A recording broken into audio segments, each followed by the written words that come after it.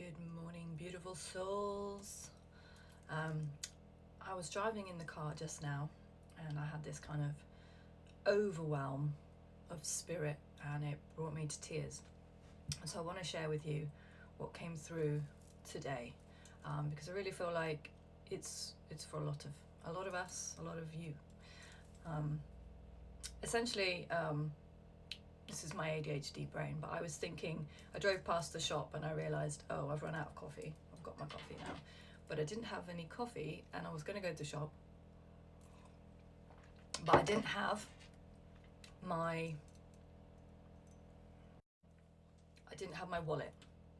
So I didn't have my cash. I didn't have my card and I didn't have cash. And then I was sitting there thinking, oh, I really need to sort out Apple Pay on my phone, because then I could pay for anything even when I'm out and I forget stuff.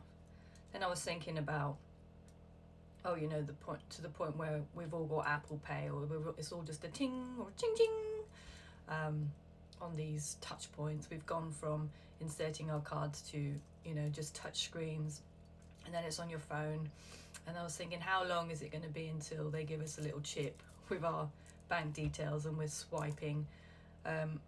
And then the sort of dread or this loom of the Matrix and the other agenda was coming in, thinking back to the times that we've recently gone through with a certain word, where we were all, told what to do, and that we couldn't have certain access to things, or we couldn't be places or travel unless we did what we were told. And I see this form of control everywhere. In fact, I saw this video the other day, which was an undercover conversation with someone that was dealing with a certain vaccine.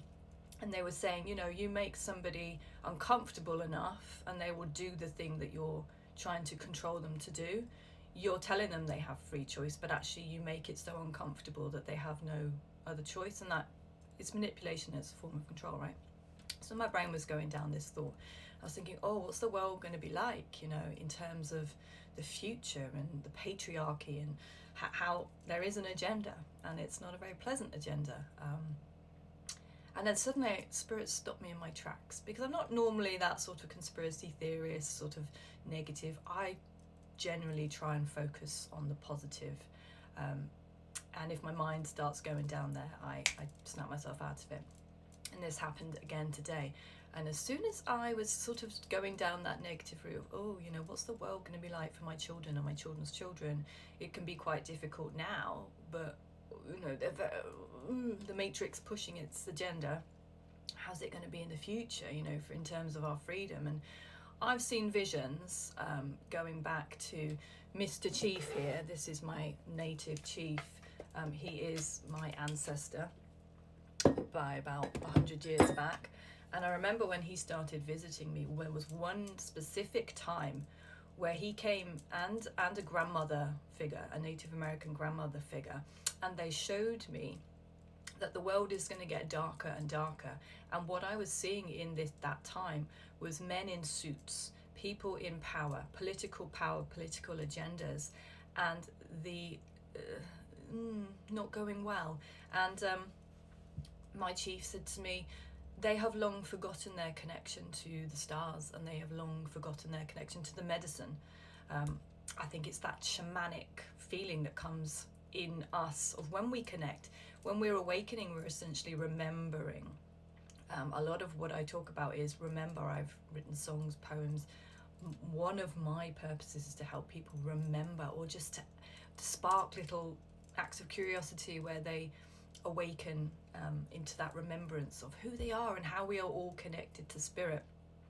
And so going back to this vision, there was a grandmother with the long braids and native, and my chief, and they said, we need you, we need your voice, we need you to remember.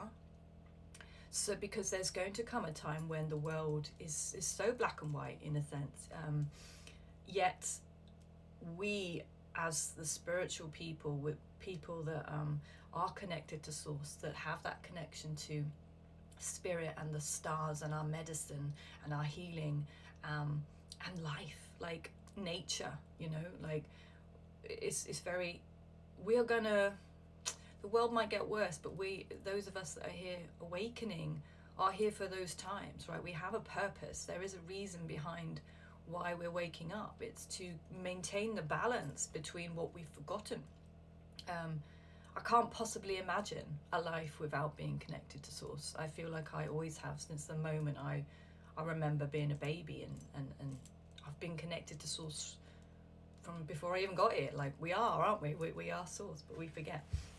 But I can't imagine what the world's like with that disconnect is going to cause such dissonance. Anyway, my point, because it's not about concentrating on the negative, suddenly I had this image.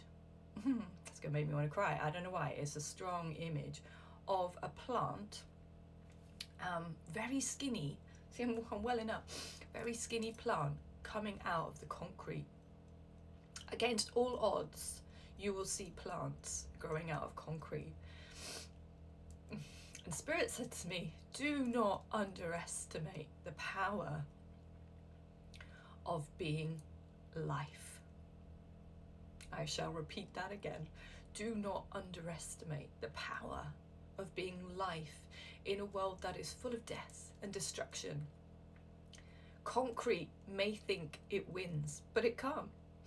Nature is strong, and the message was so clear. It said it may look at times like darkness is winning, but it's not. And it's the battle has already been won. I believe that. The battle, light wins, love wins. Love never fails. Love and light have already won. But there are going to be moments in our own personal walk and as the collective of humanity that feel like darkness is winning or overcoming. It's going to feel like darkness is taking control. But this is why we're coming together. Because if one single plant can crack through concrete, imagine what a forest of little plants connecting people that are full of light and love. Imagine the force that we can be.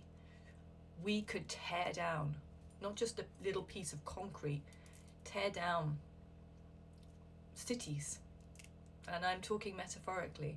We could tear it up if we come together and we realize that we are on the winning team, that we are full of light and that we are full of love. And I feel like today there's perhaps some people feeling a little overcome by their circumstances, and what seems like negativity always wins, or these things will keep going wrong, or why am I always down on my luck? You know, that kind of expression. But Spirit's saying, feast your eyes on the good. It is good. It is well with my soul. It is well with my soul. And swap your mindset to focus on the fact that you are that little plant that has the ability to crack through concrete, supposedly impenetrable substances and situations. You can just, with Spirit, ease and bring life and bring change. I think I'll stop there. You've got the power within you to recreate your circumstances and those around you.